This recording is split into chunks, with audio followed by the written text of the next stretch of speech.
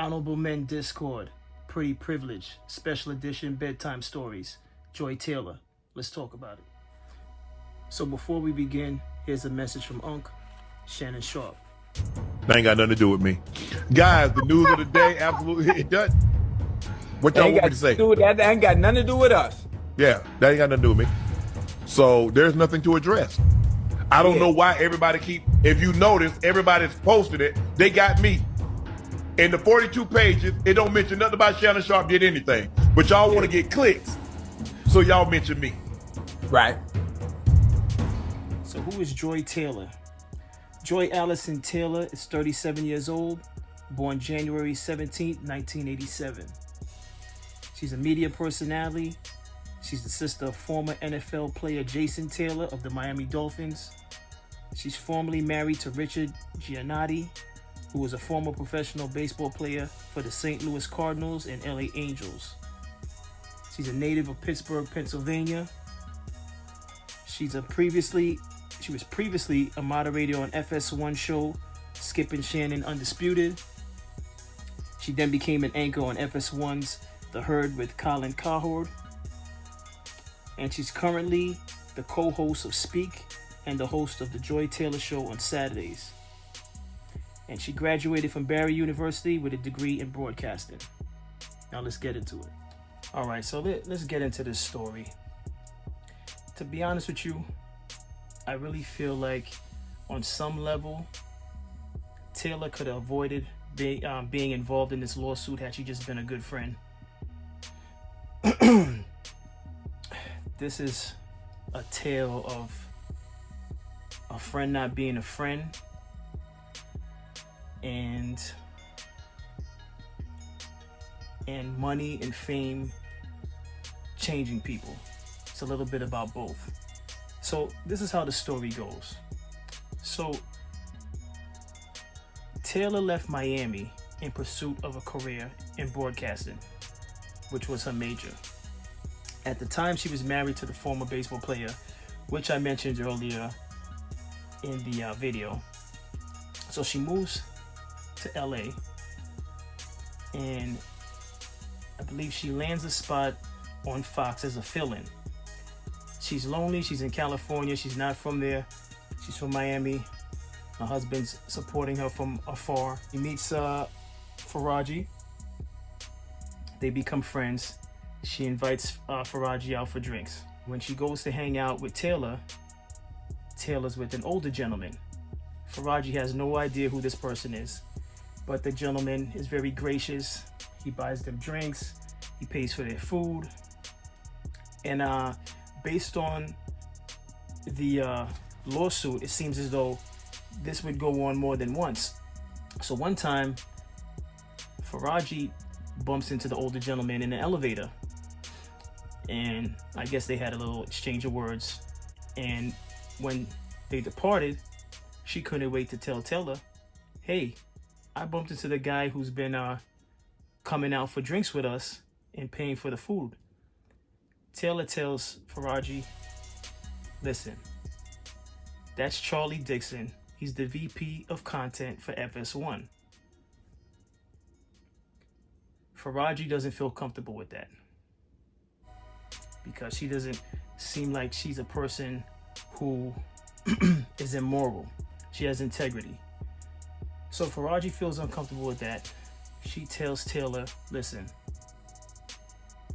I don't think you should continue that type of relationship with the VP of content. She's like, not to mention, he's married, you're married. It's just bad for business.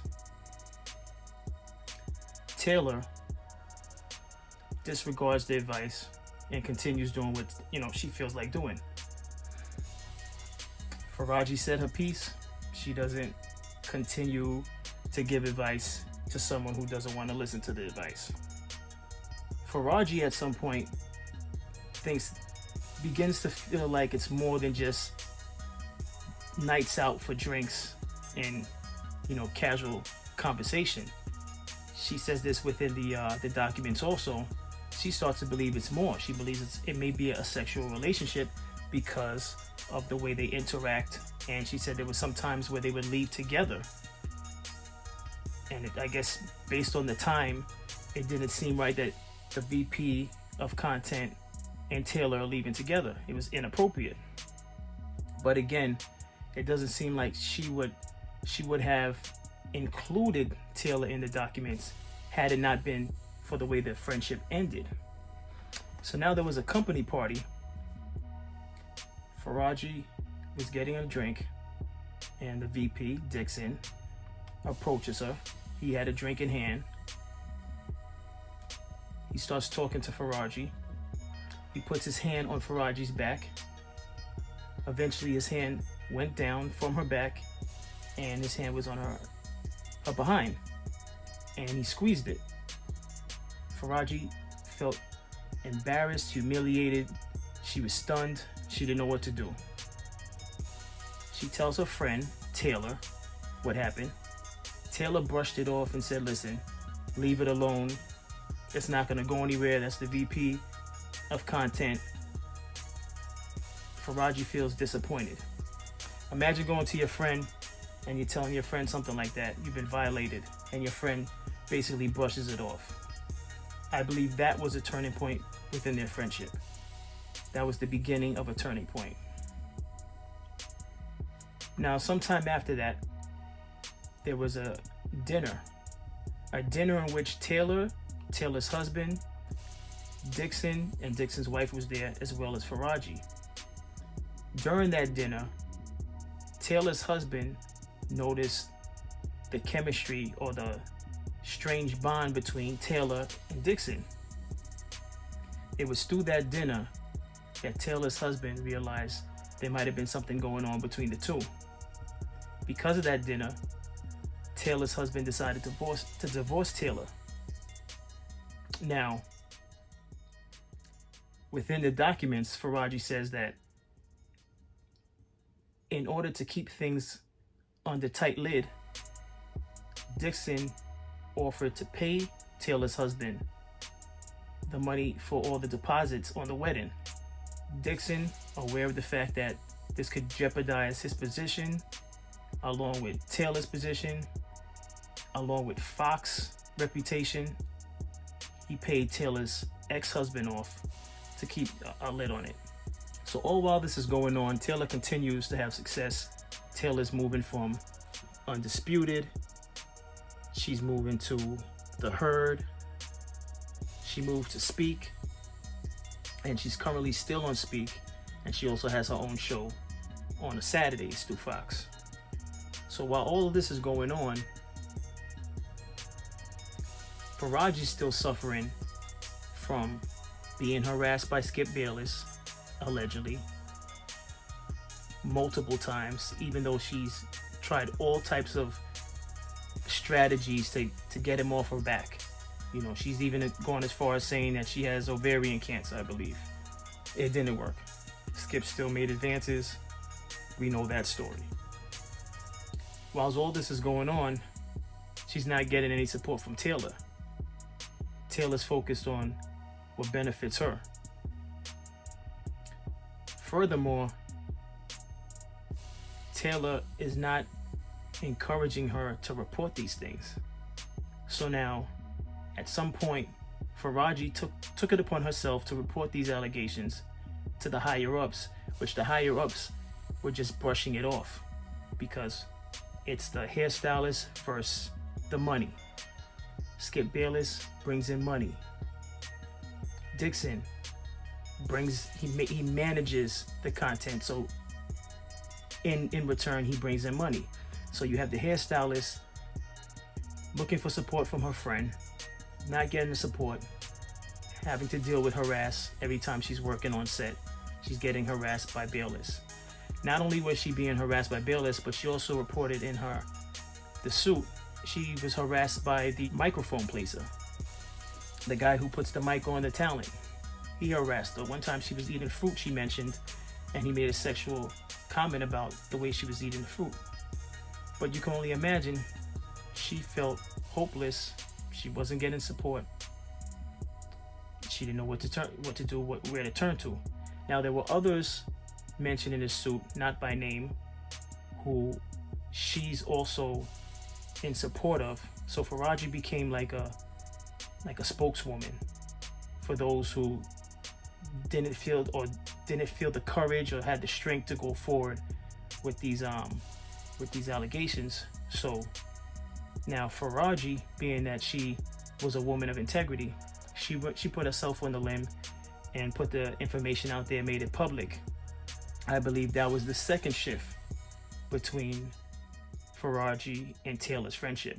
The first one was when Faraji went to Taylor and told her about Dixon groping her, and Taylor brushed it off. The second one was Faraji disclosing the issues with Bayless and not feeling supported. So Faraji just went on her own and started to report things. Employees of Fox that were getting away with these different forms of harassment, the guy who handles the mic, Bayless, Dixon, they continued as business as usual. But because they all knew that Faraji was making reports, that's when the tables fully turned. That's when the relationship between Faraji and Taylor went sour, and then Taylor started to somewhat harass and disrespect Faraji. So in the report, it says that Taylor was mocking Faraji because Faraji's English wasn't the greatest. So Taylor would mock Faraji.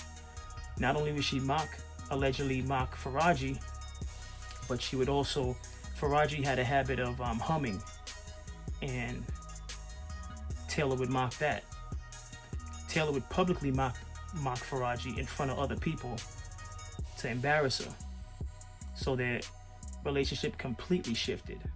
Now, as I said earlier, I believe had Taylor been a good friend and showed some type of support, her name may not have been mentioned in this report, because her actions and her choices allegedly to sleep with certain individuals wouldn't have been anything against Faraji. That would have been her business. But because she went from being a friend to an enemy, her name is in the lawsuit. So there you have it. This is a story about pretty privilege, because honestly, had Taylor not looked as good as she looks, let's be honest, she looks good. Had she not looked the way that she looked, do you really think she would have been able to get that close to the VP and get those type of opportunities?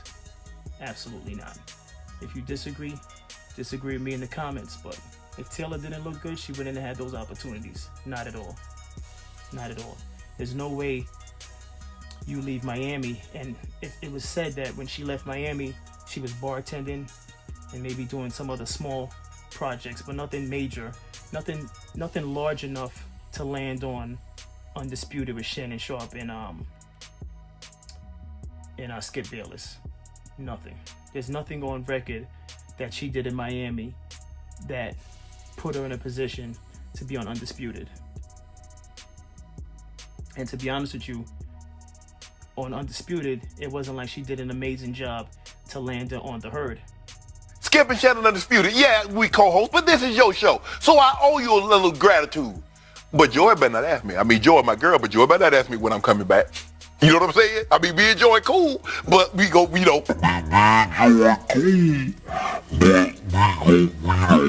And to me, I don't really see much improvement in the stuff that she's putting out there. I'm not saying that she's the worst thing I've ever seen, but not to be brushing shoulders with Skip Bayless or Shannon Sharpe or any of those names. But you be the judge. But pretty privilege is a real thing. And like I said in yesterday's video, pretty privilege happens all across the world. Doesn't matter if it's corporate, doesn't matter if it's on a small scale. It could be Walmart, McDonald's. Pretty privilege is real. It's going nowhere, and you can't be bitter about it. But as always, I appreciate you all. Continue watching the content. Salute.